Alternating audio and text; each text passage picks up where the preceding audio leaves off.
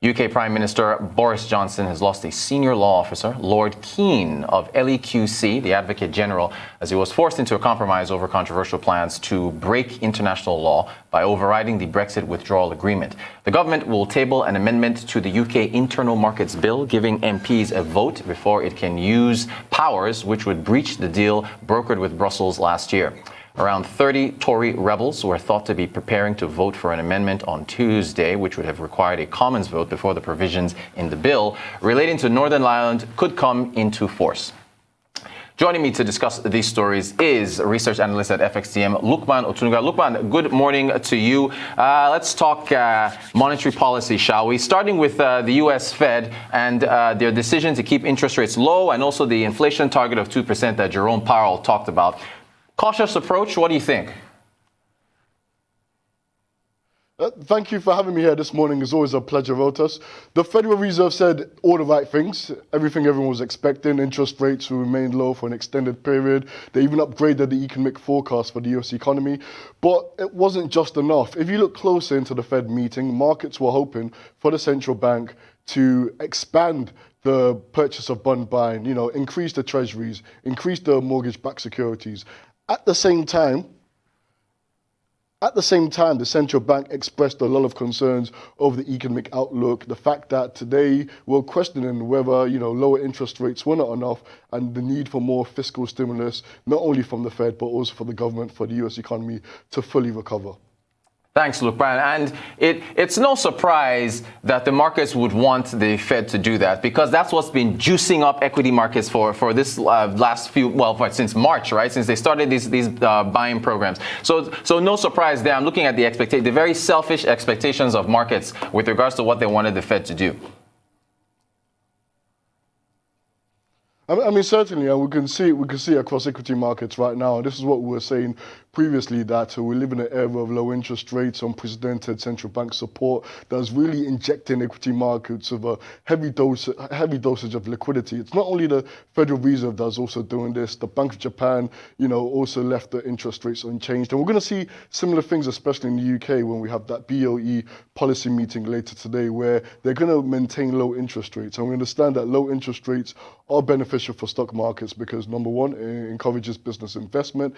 To an extent, it also supports consumption. So this is the theme that we're going to continue expecting moving forward. And naturally, because we're in an era of low interest rates, this only suggests that equity markets have the potential to push higher in the short to medium term, of course, before the fundamentals kick in.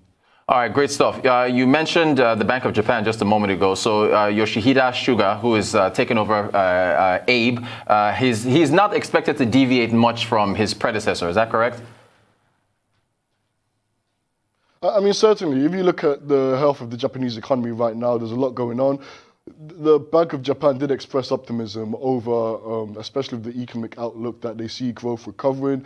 But just like other developed and developing economies across the world, Japan is still nursing those wounds inflicted from the COVID-induced lockdowns. To add on this, though, if you just look at the Japanese yen as well, we know that Japanese yen is a safe haven asset. And surprisingly, not surprisingly, but it's actually appreciated against every single G10 currency, emerging market, and Asian currencies quarter to date. And we expect the Japanese yen to continue appreciating, especially during this uncertain market environment. Thanks. And just for our viewers, I said Abe, Shinzo Abe. So let's go over to the UK, when matters happening over there. So you're also expecting that the Bank of England, steady as she goes, also rates should stay in place? Yeah, certainly. The Bank of England is going to keep that powder dry today.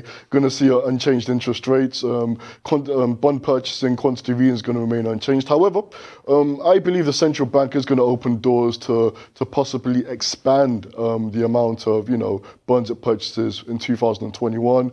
If we're talking about a rate cut to zero could be something we see during the first quarter or second quarter of 2021. In the UK, there's a lot going on.